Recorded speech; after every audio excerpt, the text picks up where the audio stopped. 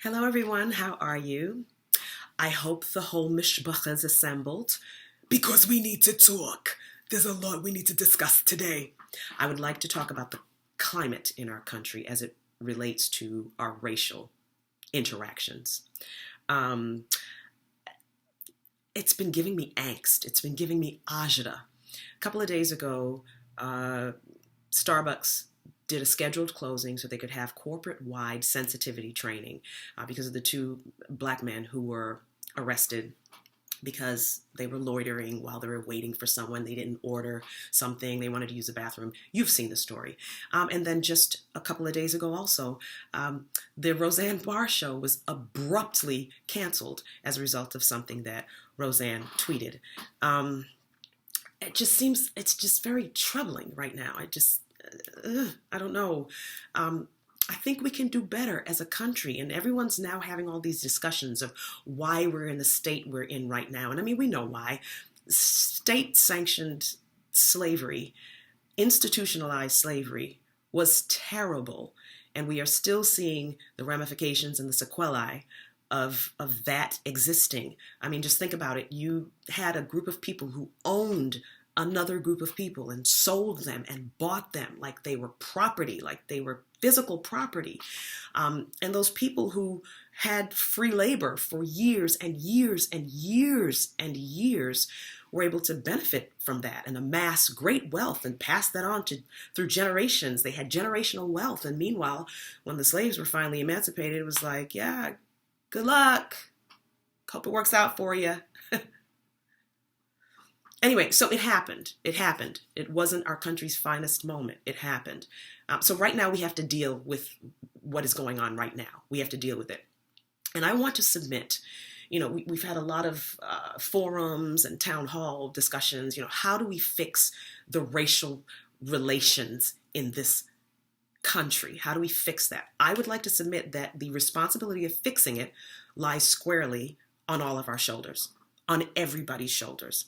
First of all, if you belong to the group that is being vilified and maligned, if you know that you belong to the group where people already assume that you're a thug, assume that you're a criminal, assume that you're aggressive, assume that you're going to act like a monster, an animal, that assume that you're out to do no good, then you have to chip away at that stereotype, because we have a group of people who will not give you the benefit of the doubt because they have been miseducated. They don't realize that all black people are not monsters. All black people are not criminals. All black people are not ignorant and committing malfeasance and all this kind of stuff. So what has to happen is we as black people have to chip away at the stereotype. And how do you chip away at the stereotype? You don't do the things that they expect you to do.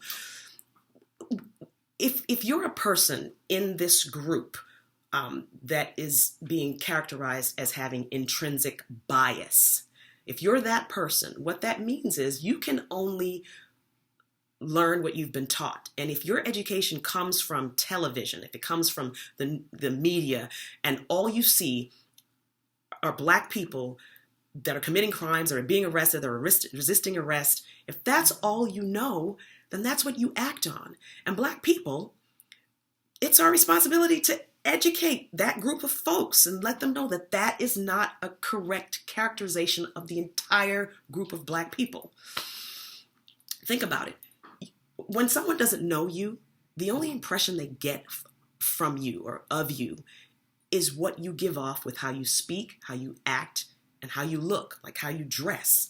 So if you're acting like a fool, talking like a fool, the person who sees you who doesn't know you is going to think you're a fool. It would be wonderful if people who didn't know you could see into your soul and see your heart for who you really are, but they're not, because you can't see into somebody's soul. You have to meet them and know them first. And if what you're giving off is that of, thug life for days, then that's what they're going to think.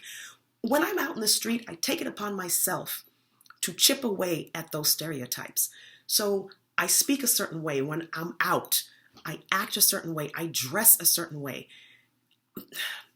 I've told my children, I have 4 children, 3 boys, 1 girl. My boys are men. They're 26, 23, and one that's 20. And I've told them, if you get stopped by the police, for God's sakes, be polite. Be differential. Comply with what they say because I need you to come home. And yes, sometimes your pride, your manhood might be attacked. But listen, swallow your pride so you can come home alive. Okay? I don't need you to be a hashtag. And I've told my kids that. Don't be a hashtag. And I don't want your dash cam video to go viral. I know everybody wants to be famous, but that's not the way we're going to do it, okay? My sons, they get stopped all the time. They're black men. They get stopped all the time. My oldest boy has a degree from Harvard and Stanford. He's educated. My other boys, I have another kid who's at Harvard. The other two went to the flagship institution, university in our state, and one is going off to law school. They're good kids, but that does not guarantee that you're not going to get stopped, that you might get harassed. And I want the outcome to be good. So try to hedge your bets and make the outcome better. I take it upon myself to chip away at the stereotype. Now, so for the people who are in the group where you have some intrinsic biases, while we go ahead and try to re-educate you, I would like to ask that you try to help yourself also. If you're just in a group of people who look like you, worship like you, love like you, speak like you, come from where you come from, maybe it might be time to broaden your horizon and expand your borders a little bit. Meet some people who don't orbit in your circle. Like I said, the responsibility of these race relations in this country lie squarely on all of our shoulders. It's all of our responsibility to try to fix it. And I know this isn't going to be the answer, but I think it can help. I certainly think it could help. I don't know. It's just bothering me a little bit. And this one I take, umbrage at. And I take this personally because I have black men who go out there in the world and I want them to come home. And even though they act polite and they're educated and I tell them what they need to do, that doesn't always guarantee a positive outcome, but at least hedge your bets. At least try to do all that's in your power to, try to make the situation turn out as best you can. I don't know. Now I'm rambling. But anyway, just wanted to share that. And we're all the same at the end of the day. And I think if we meet people and really talk to people, we'll find out that we have a lot in common. We all just want to be loved. We all just want to be respected. And we all want happiness. Isn't that we all want? Anyway, try better. We all just need to try harder and do better in general. Okay, I'm done scolding. Peace and love.